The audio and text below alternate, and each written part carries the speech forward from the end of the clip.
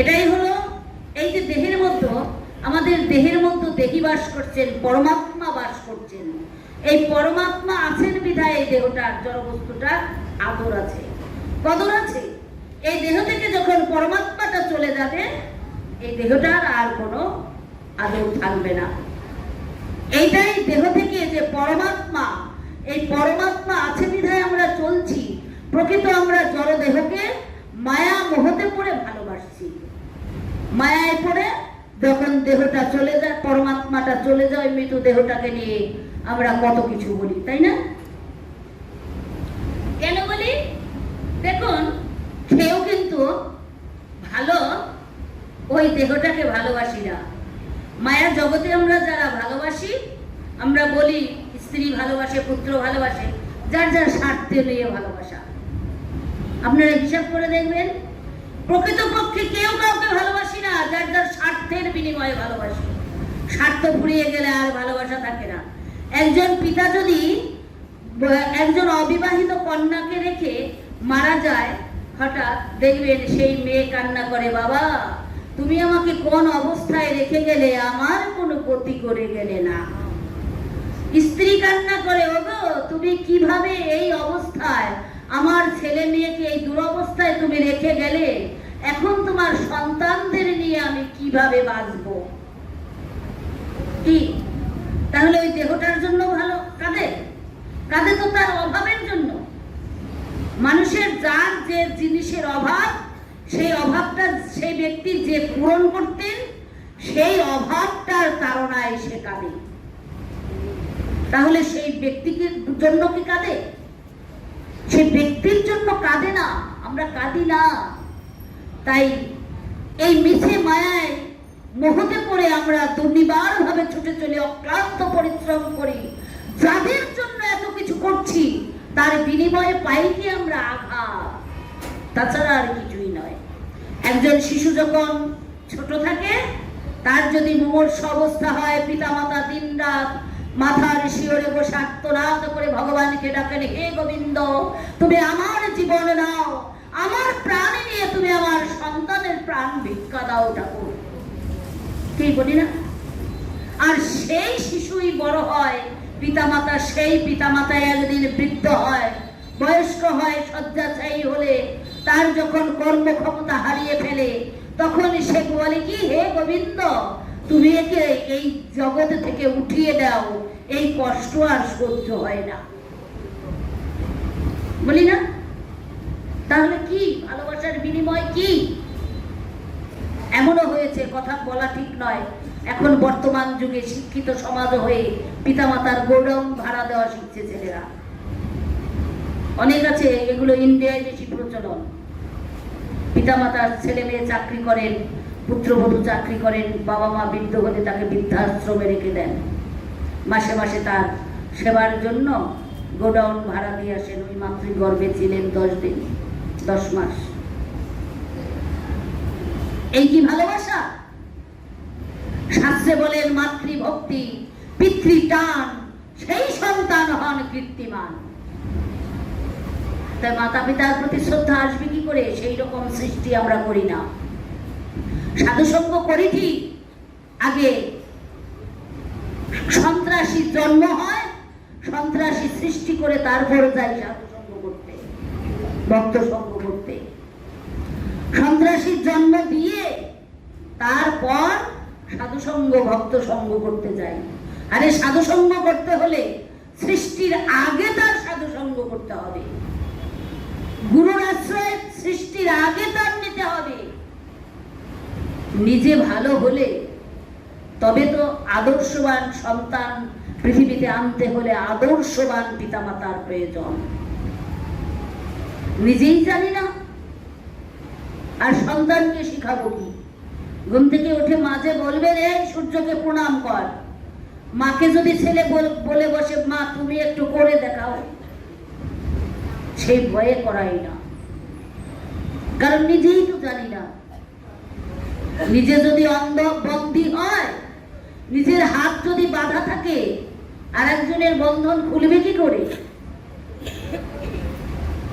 তাই আগে বয়স্করা পিতামাতা আগে ঠিক হন, তারা যে সৎকর্ম অভ্যাস করুন, তবেই তার গর্ভে, তার ঘরে সৎ আদর্শবান সন্তান আসবে। সৃষ্টিতত্ত্ব জানুন, বুঝুন, তবেই তার সন্তান আদর্শবান, সূর্য বীর্য চারিদিকে উদ্ভাসিত করবেন, জগৎকে আলোকিত করবেন। জগৎকে দিতে আসবেন তারা, জগৎ থেকে নেওয়ার জন্য নয়। আগের দিনে আসতেন কেন? সাধু মনি ঋষিগণ তারা সেইভাবে সৃষ্টি করতেন। যুগ কাল দিন ক্ষণ সন্ধিক্ষণ দেখে তারা সৃষ্টি করতেন। সৃষ্টি প্রকৃত ওই ভূমিষ্ঠ হলো ওটাই সৃষ্টি নয়। সৃষ্টি হলো যখন মাতৃগর্ভে ধারণ হয়, সেটা হলো তার প্রকৃত সৃষ্টি, প্রকৃত জন্ম। ওই ভূমিতে আজ সোমবারে পড়েছে, সোমবারের তিথি থেকে কুষ্টি বিধান করবেন, ওই কুষ্টি কুষ্টি নয়। ওগুলোর কতগুলো নিয়ম আছে। এর জন্যই ভক্ত সঙ্গ সাধু সঙ্গ গুরু ধরেন কেন? জাগতিক জগতে থেকে, এই ধরাধাম থেকে সাধনা ভজনের দ্বারা এই মানব জীবনকে সার্থক করে যেন পরম ধামে চলে যেতে পারেন, এর জন্য মানুষ গুরুকরণ শুধু নামের জন্য নয়, শুধু সমাজে দেখানোর জন্য নয়, নিজের জীবনটাকে সার্থক করার জন্য। তাই এই যে জ্ঞান, এটাই হলেন আত্মতত্ত্ব জ্ঞান, যে এই দেহের মধ্যে পরমাত্মা আছে, তিনি এই দেহের মধ্যে আছে বিদায় দেহি চলছেন। এই জড়দেহটার কোনো মূল্য নেই। এই জড়দেহের মধ্যে যে পরমাত্মা পরমেশ্বর ভগবান অংশরূপে বিরাজ করছেন, দেহ থেকে দেহিকে পৃথক করা, পৃথকীকরণ, এটাই হলেন আত্মতত্ত্ব জ্ঞান। আমরা যেটাকে মায়ার মুহূর্তে পড়ে ভুলিয়ে ফেলি। এই দেহটাকে, এই জড় দেহটাকেই ভালোবাসি, প্রকারান্তে যে প্রাণবায়ুটা আছে এটার কোনো মূল্যই দিই না। কিন্তু প্রকৃতপক্ষে মূল্য কার? ওই প্রাণবায়ুটার, পরমাত্মার। একবার দেখুন, একজন পিতামাতা তার সন্তানকে বুকে জড়িয়ে ধরে যে সুখ পায়, ভগবান না করুন ওই সন্তানের যদি প্রাণবায়ু দেহ থেকে চলে যায়, সেই মৃদু দেহটাকে বুকে জড়িয়ে ধরে কি আর সেই সুখ পাবে? সেই আনন্দ আসবে জীবনে?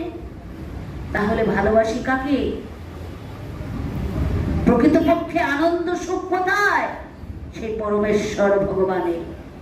যাহা হতে সুখ এসেছে, যাহা হতে আমি এসেছি, তাহাতে যেন লীন হয়ে যেতে পারি, এটাই জীবনের সার্থকতা। তাই এই যে আত্মতত্ত্ব জ্ঞান, তাহলে জ্ঞান, ধৈর্য, ন্যায়। ন্যায় কি করে? ন্যায় হলো এই হৃদয়কে, আত্মাকে, পরমাত্মা আত্মাকে স্থির রাখে। আর প্রেম, প্রেম হলো হৃদয়কে।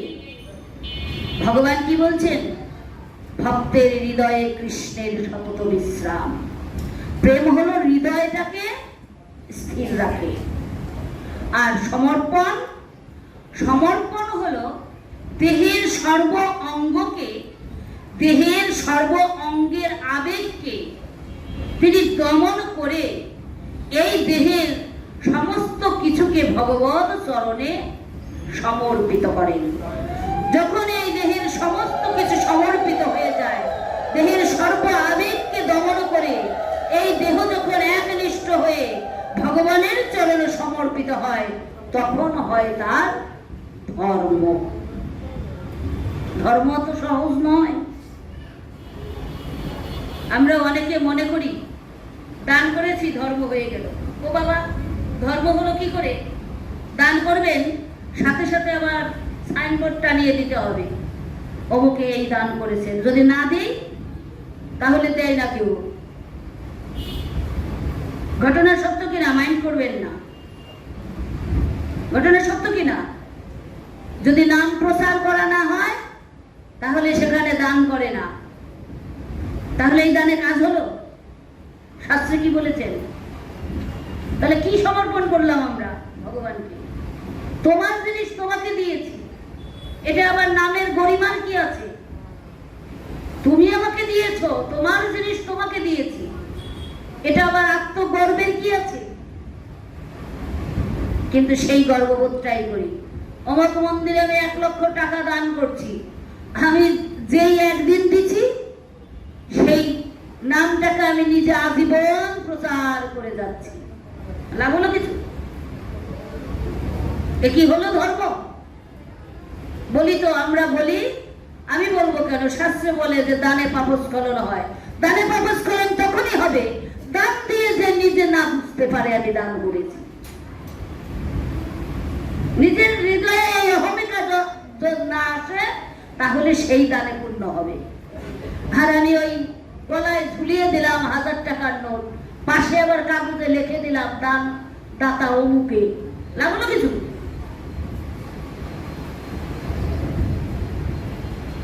আমরা ভগবানকে সেবা দিই, ধর্ম ধর্ম বলি, দেখেন আমরা ধর্ম কিভাবে করি।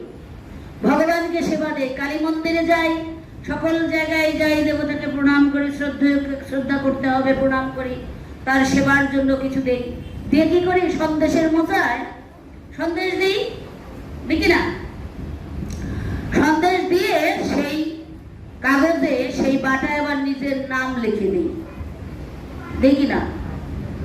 তারপর পুজো হয়ে যায়, পুজোর পরের দিন আবার লাইন ধরি যার যার বাটা নেওয়ার জন্য, যার যার দানের ওই মোচাটা নেওয়ার জন্য। ও বাবা, দেওয়ার আগেই তো নিজে ভাগ করে রেখেছেন, ভগবান নেবে কি? ভাগ করে রাখেননি? আমি দান করেছি ভগবানকে সেবার জন্য, ভগবান হোক যে দেবতা হোক, আমি দিয়েছি তার সেবার জন্য। সেখান থেকে আমার ওই বাটাটাই নিতে হবে, আমার ওই সন্দেশের মোচাটাই নিতে হবে, আবার ওজন করেও দেখা হবে। সেখান থেকে যদি কিছু কমে যায় তাহলে ঝগড়া লাগায় কিনা? ঝগড়া লাগিয়ে দেয়, আমি এতটা, আমি এর চেয়ে বেশি দিয়েছিলাম, আমারটা কমে গেছে। আবার দেওয়ার আগে অনেকে লাইন ধরে বসে থাকে, যদি কারোটা কেউ নিয়ে যায়, আমারটা আমি ভালো দিয়েছিলাম, তার পরিবর্তে যদি এটা খারাপ আসে, কি বাবা, হয় কি না? তাহলে এটা কি পুজো হলো? এটা কি দান হলো? ভগবান, আমি তোমার সেবার্থে দান করেছি, তুমি তোমার সেবার জন্য দিয়েছি, তুমি গ্রহণ করো। গ্রহণ করলেও সেটা ভক্তবৃন্দ নিয়ে নেবে। প্রসাদ বাড়িতে নেওয়ার দরকার যেখান থেকেই হোক, ওই তার ওই বাটাই হোক আর যেই বাটাই হোক, একটু প্রসাদ সে নেবে, সে সম্পূর্ণ নিতে পারবে না। কেন? ভগবান গ্রহণ করে কখন বলুন? ভগবান গ্রহণ করে কখন? ভগবান গ্রহণ করে তখনই, ভগবানকে যখন নিবেদন করা হয়, দেবতার নামে যখন নিবেদন করা হয়, দেবতা তখন সেই জিনিসটা তার আয়ত্তে থাকে, সেটা তার গণ্ডির মধ্যে থাকে। তিনি ওটা থেকে তখন ওই ভক্তের ধন আস্বাদন করেন, রস আস্বাদন করেন। কখন? যখন ওই প্রসাদটা যখন ভক্তের মুখে বিলীন করা হয়, ভক্ত যখন ওই প্রসাদ গ্রহণ করেন, ভক্তের মুখে মুখে ওই মহাপ্রসাদ গৌরব থেকে ভক্ত যখন প্রেমানন্দে জয়ধ্বনি দেন, তখন সে দেবতা বা ভগবান প্রসন্ন হয়ে প্রেম রস আস্বাদন করেন। সেবা তো সহজ। আমরা আবার বলে ফেলি, কেউ যদি ভোগ লাগাই, কেউ যদি একটু প্রসাদ ভুজি হই, কপালে তিলক দেই, গলায় মালা দেই, নিজেকে না জানি কত বড় ভক্ত বলে মনে করি। আবার কেউ যদি বলে দাদা একটু যাবেন আমাদের বাড়ি, অন্যান্য বলে না আমার অনেক ঝামেলা আছে, ভোরবেলা মঙ্গল আরতি, তারপরে সকালে সেবা, তারপরে ভগবানের ভোগ রাগ, আমার অনেক ঝামেলা, বলে কি না? ও বাবা, কেউ যদি কাউকে ভালোবেসে কাজ করে, সেই কাজটা কি তার কাছে বিরক্ত হয়? প্রেমের দ্বারা, ভালোবাসার দ্বারা যদি কেউ কোনো কাউকে কিছু করা হয়, সেই কাজটা, সেই কর্মটা কি তার বিরক্ত বলে মনে হয়?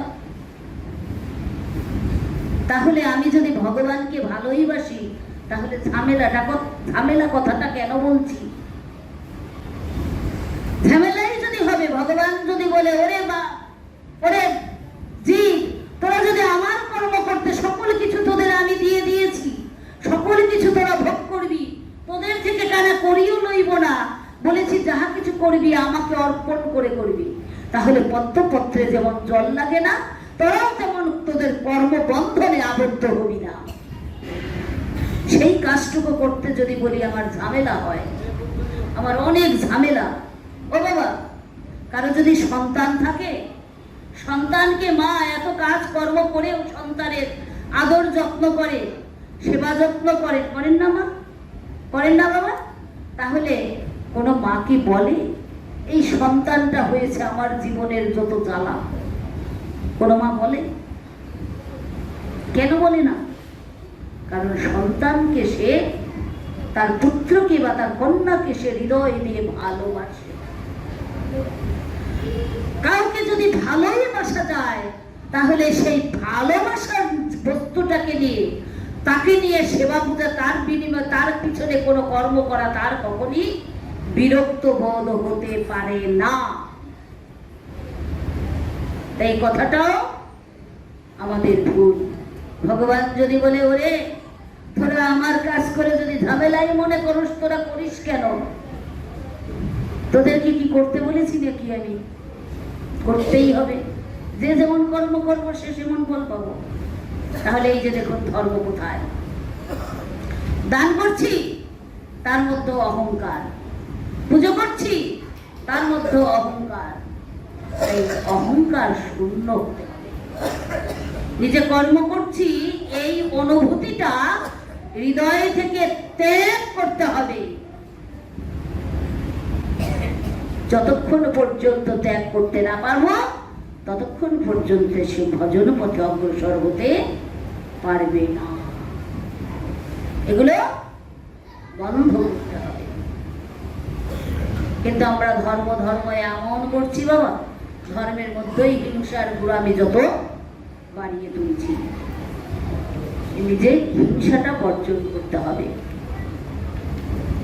তাই এই কুরুক্ষেত্রের যুদ্ধ 18 দিন ধরে হয়েছিল। কেন হয়েছিল 18 দিন? এই যে বলেছি, মানব জীবনের চিন্তার চারণভূমি। এই কুরুক্ষেত্রটা, এই দেহটাও একটা ক্ষেত্র। এখানেও যুদ্ধ প্রতিনিয়ত হচ্ছে। কিসের সাথে? ধর্মের সাথে অধর্মের, ন্যায়ের সাথে অন্যায়ের, জয়ের সাথে পরাজয়ের প্রতিনিয়ত যুদ্ধ হচ্ছে। এই 18 দিন হয়েছিলেন। এই দেহটায় 18টা মোকাম আছে। চূড়ামধ্যে চূড়ামণি ব্রহ্মপাশের স্থিতি, পাঠ মধ্যে মহাবিষ্ণু করেন বসতি, চক্ষু মধ্যে কালাচান করিতেছে ধ্যান, নাসিকাতে নিত্যানন্দ মধু করে পান, কণ্ঠেতে চৈতন্য গোসাই হয়ে সাবধান, মুখেতে ভদ্রাক্ষ বসি 32 যোগান, আলাজিহ্বায় সরস্বতী, বামেতে ছিদাম, কণ্ঠদেশে শ্রীকানায়, বাহুতে বলরাম, হস্তমধ্যে শ্রীগোবিন্দ দান অধিপতি, সপ্তদ্বীপের জগন্নাথ করেন বসতি, কণ্ঠদেশ নাভিমূলে ব্রহ্মসদা করিতেছে লীলা, লিঙ্গে মহাদেব বসে লয়ে চন্দ্রকলা, হাঁটুর শক্তির স্থিতি বসমতি পায়, 18 মোকাম ধামতত্ত্ব শোনবে সমদয়। এই 18টা মোকামকে যুদ্ধ করে, প্রতিনিয়ত যুদ্ধ করে, কার সাথে যুদ্ধ করবো? অন্যায়ের সাথে ন্যায়। আমার এই দেহের ইন্দ্রিয়গুলো সকল সময় অন্যায় পথে ধাবিত হবে। কেন? কলির প্রভাব। এই কলিযুগে আকাশে বাতাসে সর্বত্র কলি, মায়া, অসৎ প্রভাব ছড়িয়ে আছে। এর মধ্যে থেকে নিজেকে যুদ্ধ করে, ইন্দ্রিয়কে সচেতন করে, ইন্দ্রিয়কে সৎ পথ অবলম্বন করে ভগবত উন্মুখী হতে হবে। এর জন্য বলছে, সংসার সমরঙ্গনে যুদ্ধ করো দৃঢ়পণে, ভয়ে ভীত হয়ে না মানব, মহাজ্ঞানী মহাজন যে পথে করে গমন, সেই পথ লক্ষ্য করে স্বীয় কীর্তি ধৈর্য ধরে আমরাও হব বরণীয়। তাই এই যে কারা বেসেছিলেন? পঞ্চপাণ্ডব, দ্রৌপদী, আর কিছু সংখ্যক যারা সত্য নিয়ে বেঁচেছিলেন। সত্যের যথা ধর্ম তথা জয়। কেন? ভগবান কি বলছেন? গীতায় বলেছেন, হে অর্জুন, তুমি দৃঢ় নিশ্চিত করে বলতে পারো যে নমে ভক্ত প্রণশ্যতি, আমার ভক্তির কোনো বিনাশ নেই। যারা সত্য অবলম্বন করেছিলেন তারাই একমাত্র বেঁচে ছিলেন। আর প্রভাস যজ্ঞ হয়েছিলেন কেন? ভগবান শ্রীকৃষ্ণ প্রভাস নদীর তীরে কেন যজ্ঞ করলেন? যজ্ঞটি কতদিন চলছিল এটা আমার জানা নেই। ভৌগোলিকভাবে প্রভাস নদীটি কোথায় অবস্থিত এটা মনে পড়ছে না, কিন্তু যজ্ঞটি কেন করেছিলেন ভগবান? যজ্ঞটি প্রভাস যজ্ঞ কেন করেছিলেন? ভগবান যখন দ্বারকায়, তিনি যখন ব্রজ গোপীদের এবং শ্রীমতী রাধারানীর বিরহে কাতর, তখন কৃষ্ণকে এই প্রভাস যজ্ঞের প্রলোভন দিয়েছিলেন নারদ মুনি। নারদ মুনি বলেছিলেন, কৃষ্ণ তুমি রাজাধিরাজ, তুমি এখানে যজ্ঞ অনুষ্ঠান করো। সম্ভবত এটা দ্বারকাই হয়েছিলেন, কারণ দ্বারকা লীলাই এই প্রভাস যজ্ঞ হয়েছিলেন। তখন ওই নারদ মুনির প্ররোচনায় তিনি এই প্রভাস যজ্ঞ আরম্ভ করলেন। কেন? ব্রজ গোপীদের, শ্রীমতী রাধারানী বৃন্দাবনে ব্রজ গোপীদের পুনর্মিলনে প্রভাস যজ্ঞ করেছিলেন। আর বৃন্দাবনে ভগবান শ্রীকৃষ্ণ রাসলীলা কেন করলেন? ভগবান শ্রীকৃষ্ণ রাসলীলা করেছিলেন, তিনি যে পাওয়ার ইন পারফেকশন, পূর্ণ পুরুষোত্তম, ভগবান 4 যুগে এসেছেন, সকল যুগেই তিনি অংশ রূপে এসেছেন, কিন্তু দাপর যুগে ভগবান কৃষ্ণ সম্পূর্ণ রূপে সর্বশক্তি, পূর্ণ শক্তি নিয়ে তিনি দাপর যুগে এলেন। রাসলীলা করেছিলেন তিনি অনেক ভগবান ভক্তের বাসনা পূরণের জন্য সকল সময়ে সকল কিছু করেছেন। সকল লীলায় একমাত্র উদ্দেশ্য তার ভক্ত বাসনা পূরণ। এই রাসলীলাও করেছিলেন ভগবান ভক্ত বাসনা পূরণের জন্য। কারণ রামচন্দ্র যখন ছিলেন রাম অবতারে, তার ওই অনিন্দ সুন্দর রূপ দর্শন করে রাম অবতারে ঋষিচরীগণ তারা মনে মনে ভেবেছিলেন, হে রাম, হে ভগবান, তোমাকে বক্ষ বিলাসিনী সীতা তোমাকে বক্ষে ধারণ করে যে আনন্দ পান, আমরা তোমাকে কবে সেইভাবে প্রেম রসে ভাবাবেশে বক্ষে ধারণ করতে পারবো?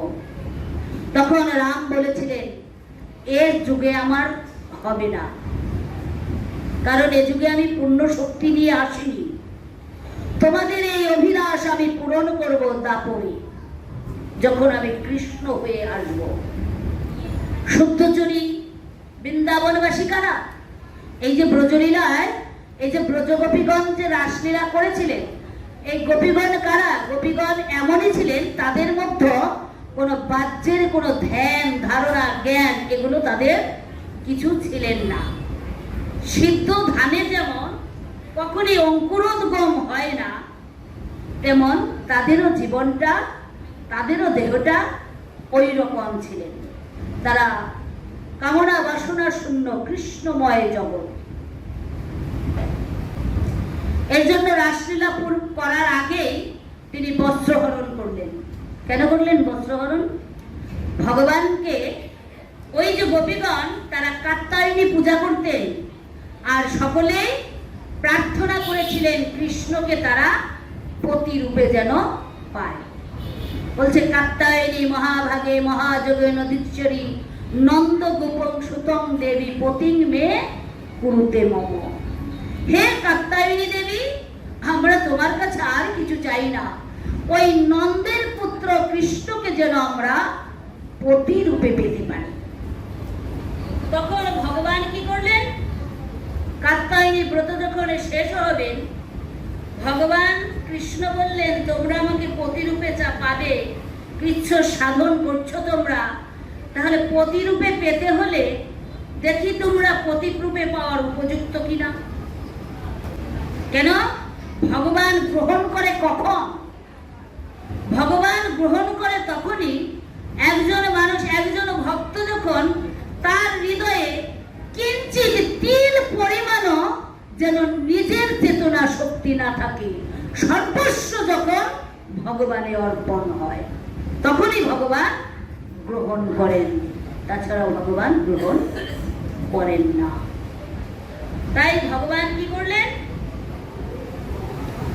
কাত্যায়নী ব্রত করে শেষ করে ব্রজগোপীগণ যখন তাদের বস্ত্রগুলোকে নদীর তীরে রেখে তারা যমুনায় স্নান করতে নেমেছেন,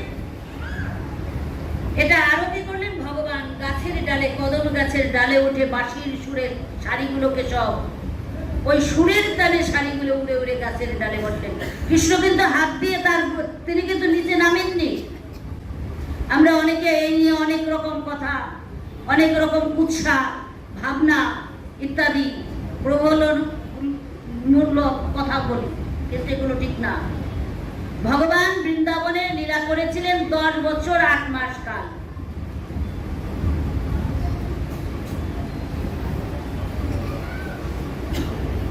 তাহলে এই সময় তার যৌবন কি আর কি? অথচ আমরা যে ছবি দেখি, চিত্রপট, এগুলো কালচার, এগুলো হলো তাদের আর্টিস্ট, যুবতী যুবতী ছেলে মেয়ে, যুবতী যুবতী দিয়েছে, কিন্তু তা নয়।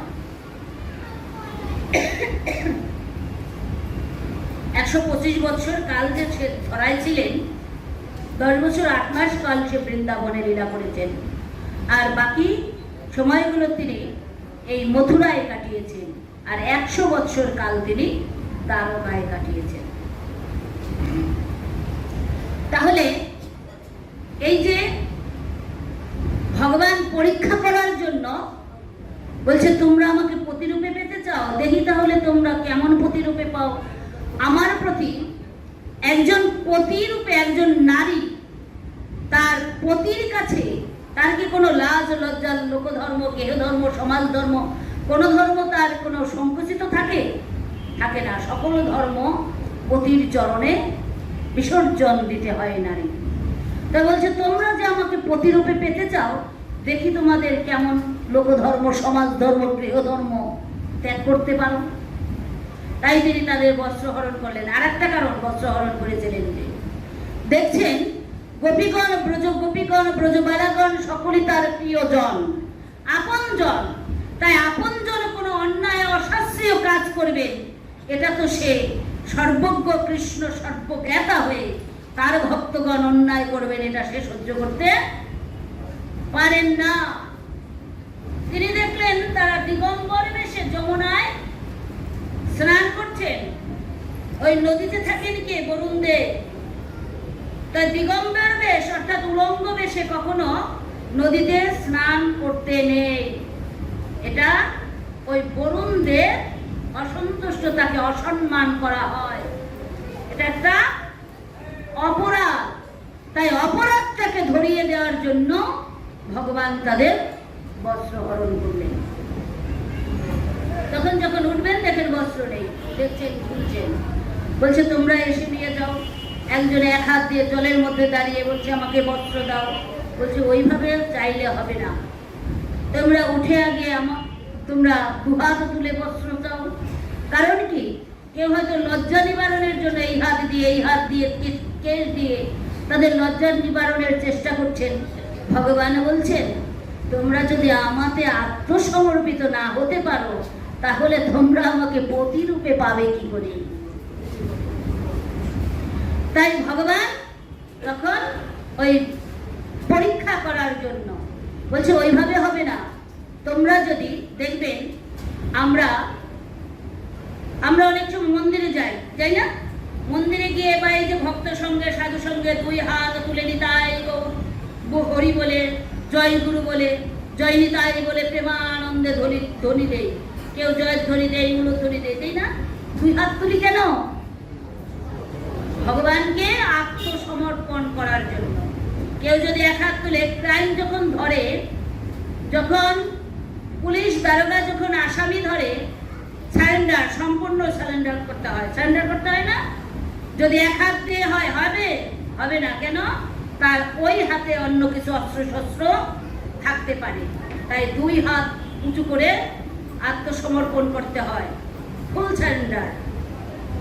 কেন? তাহলে তার আর কোনো কিছু থাকবে না। ভগবানকেও তদ্রূপ আমরা দুই হাত তুলে জয় নিতাই জয় গৌর হরি বলে প্রেমানন্দে বাহু তুলে ভগবানকে প্রণাম করি। তারপর কেন? ভগবানের চরণ আত্মসমর্পণ করে, হে গোবিন্দ, তুমি আমার যশ সম্মান গর্ব অপমান লজ্জা ঘৃণা ভয় সকল কিছু তোমার চরণে সমর্পণ করলাম গোবিন্দ, তুমি আমার হও। কিন্তু আমরা যখন করি তখন করি, বাড়ি এসে আবার যার যার টুকলায় ঠিক ঝুলায় থাকি। এটাকে কি বলা হয়? ব্যভিচারী। আমরা যেমন একজন নারী যদি একাধিক পুরুষের সাথে বাস করে তাহলে তাকে ব্যভিচারী বলি না? একজন পুরুষ যদি একাধিক নারীর সাথে বাস করে তাহলে তাকে লাম্পট্য জীবন বলবো?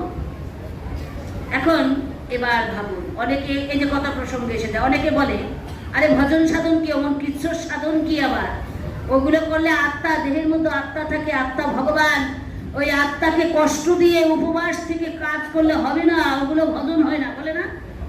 এগুলো অধিকাংশ গ্রাম্য মায়েরা বাবারা অনেকে বলে থাকে। আচ্ছা এবার বলুন, আত্মায় কষ্ট পাবে, মন চাইছে তা করলেই ভগবান পুণ্য দিবে। আচ্ছা ঠিক আছে, মনে তো কত কিছুই বলে। কেউ যদি, কোনো পুরুষ যদি একাধিক নারীর সাথে বাস করে, সরকার কি আইন কি তাকে ছেড়ে দেবে? ছেড়ে দেবে? সে যদি, তাকে যদি বিচার দণ্ডে তোলা হয়, যদি বলে হে ধর্ম অবতার, আমার মন চেয়েছে তাই আমি করেছি, ধর্ম অবতার ছেড়ে দেবে? বিচার দণ্ডদাতা তাকে ছেড়ে দেবে? কেন? সেটা অন্যায়। মন চাইলেই করা যাবে না বাবা। কেউ যদি মনে করে, এমনও মানুষ আছে উপকার করার চাইতে ফোন করতে পারলে তার হাতে রক্ত দেখলে বেশি আনন্দ হয়, হয় কিনা? এমন অনেক আছে। তাহলে সে যদি বলে আমি খুন করেছি, আমার মন চেয়েছে আমি খুন করেছি, আমি আনন্দ পেয়েছি, হে ধর্ম অবতার আমাকে ছেড়ে দেন, খুনি বলে তাকে ছেড়ে দেবে? অন্যায় যেটা, সেটা অন্যায়। মন চাইলেই হবে না। মনকে বিচার করার জন্য আছেন বিবেক। দেখবেন একজনের সাথে একটা কথা বললে, যদি একটা খারাপ কথা বলে ফেলি বা আমার দ্বারা কষ্ট পান, পরবর্তীতে কিন্তু সেটা বিবেকে ধাক্কা লাগে, লাগে কিনা? যে লোকটার সাথে খারাপ কথা বলে ফেলেছি, এটা আমার বলা ঠিক হয়নি, বা একটা খারাপ কাজ করলে